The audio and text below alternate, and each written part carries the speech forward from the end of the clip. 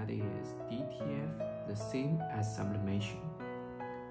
Of course, we can find that both DTF and sublimation are essentially processes of heat transfer.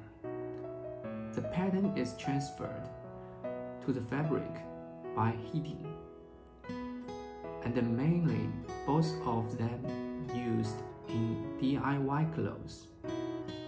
We can see the differences between DTF and sublimation.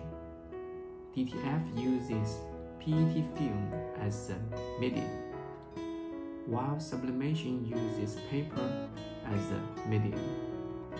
And the DTF uses white ink, and the sublimation doesn't. The big difference is that sublimation is not workable on cotton fabric, but DTF is available on almost every kind of fabric. Please get in touch with us if you have any questions. Thanks for your watching.